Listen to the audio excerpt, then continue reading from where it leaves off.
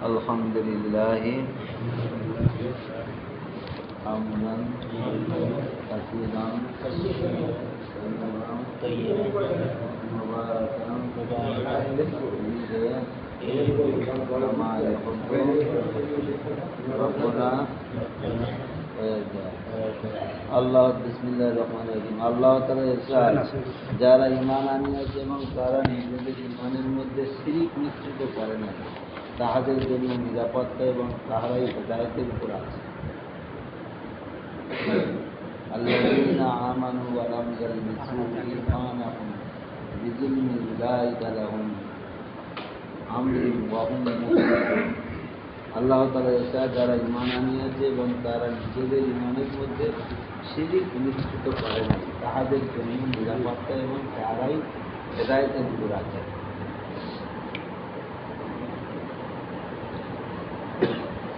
আল্লাহ তাআলা ঈমান ওয়ালাদের তো আল্লাহ তাআলারই সহিত অধিক মহব্বত হয়। আল্লাহ তাআলা ইরশাদ, ঈমান ওয়ালাদের ঈমান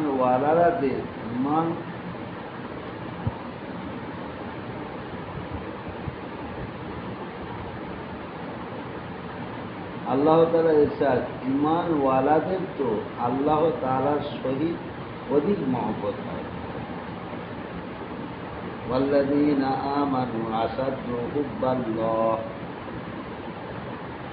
আল্লাহ তাআলা রাসূল সাল্লাল্লাহু আলাইহি সাল্লামের প্রতি ইরশাদ করেন, আপনি বলিয়া দিন যে নিশ্চয়ই আমার নামাজ এবং আমার সকল ইবাদত, আমার জীবন এবং আমার মৃত্যু সব কিছু আল্লাহ তাআলার জন্য, যিনি সমগ্র জগতের পালনকর্তা।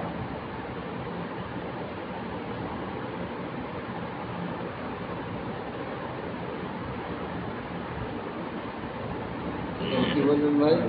সব আল্লাহ পাকের ইরশাদ। প্রথমে আল্লাযীনা আমানু ওয়া লাম ইয়ালবিসু ঈমানাহুম বিযুলমিন উলাইকা লাহুম আমরুন ওয়া হুম মুহতাদুন। যার অর্থ যে ঈমান আনিয়াছে তারা নিজেদের ঈমানের মধ্যে শিরক মিশ্রিত করে না, তাহাদের জন্য নিরাপত্তা, তাহাদের জন্য হেদায়েত আছে।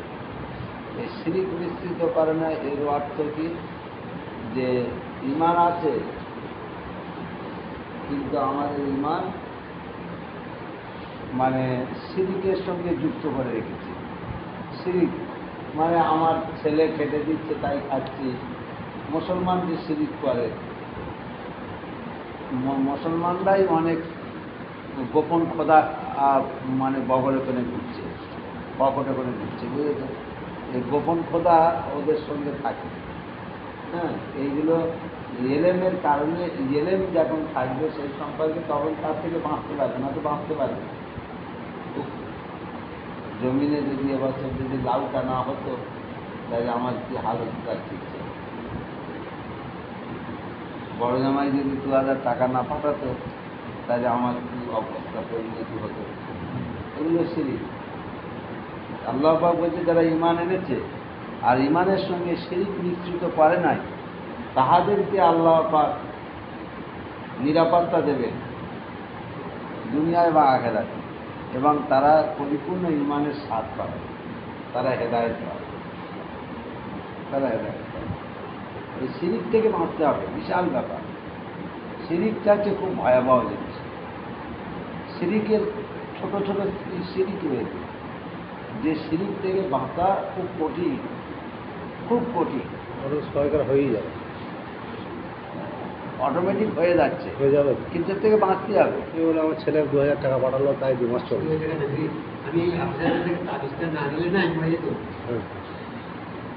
আল্লাহ একটা ওসিলা বাঁচাচ্ছে, এইটা বলতে হবে।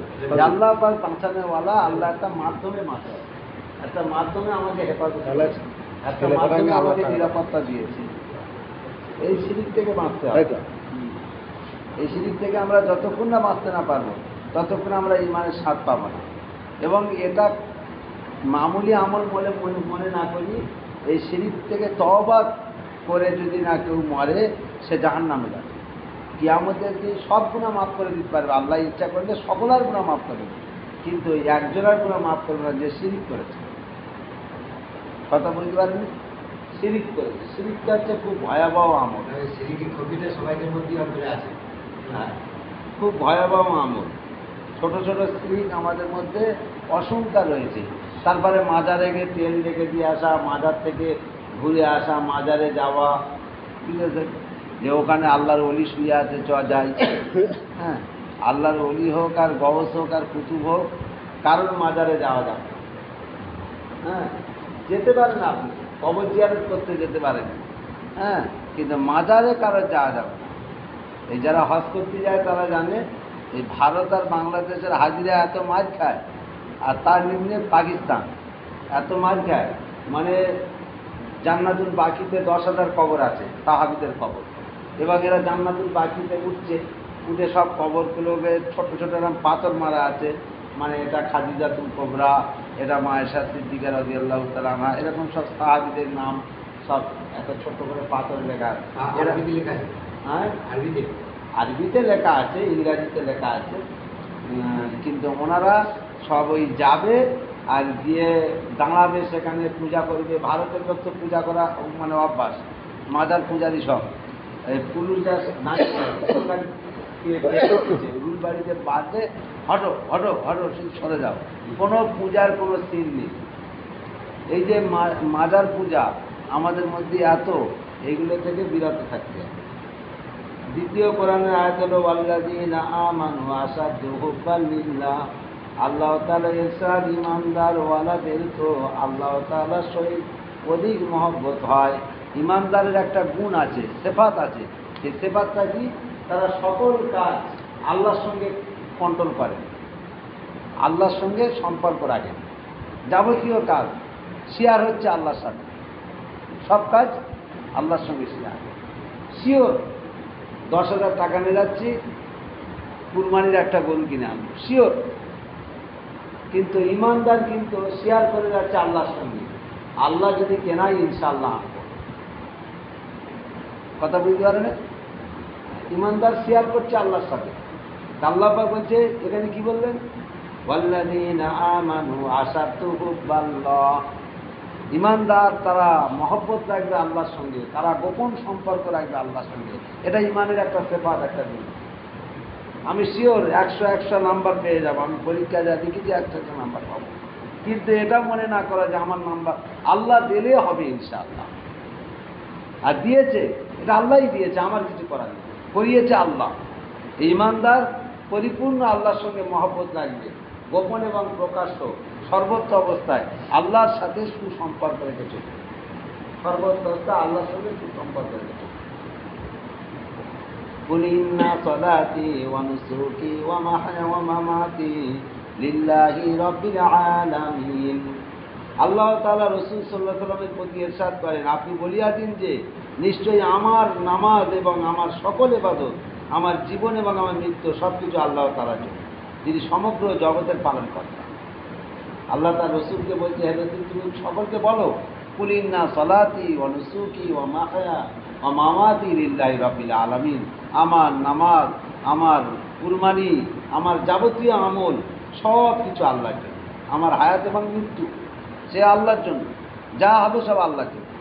এই আয়াতটি হযরত ইব্রাহিম আলাইহিস সালাম তার জীবনে প্রথম পড়েছিলেন। কী করেছিলেন? প্রথম পড়েছিলেন। এই আল্লাহ পাক নকল করে সেটা মুহাম্মদ সাল্লাল্লাহু আলাইহি ওয়াসাল্লামকে জানালেন যে তুমি এরকম বলো। ইব্রাহিম আলাইহিস সালাম তার বাচ্চার গলায় যখন ছুরি চালিয়েছিলেন, তখন উনি বলেছিলেন, কুল ইন্না সলাতি ওয়া নুসুকি ওয়া মাহয়া ওয়া মামাতি লিল্লাহি রাব্বিল আলামিন। হে আল্লাহ, আমার নামাজ, আমার কুরবানি, আমার সব আমল সব তোমার জন্য, সব তোমারই জন্য। এই যে বাচ্চার গলায় ছুরি চালাচ্ছে তোমার জন্য।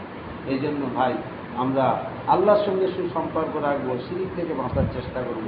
শিরিক হচ্ছে খুব ভয়াবহ জিনিস। এই গুনাহ আল্লাহ মাফ করবে না, সব গুনাহ মাফ করবে, শিরিকের গুনাহ মাফ করবে না। এই কথাটা আমরা খেয়াল রাখবো।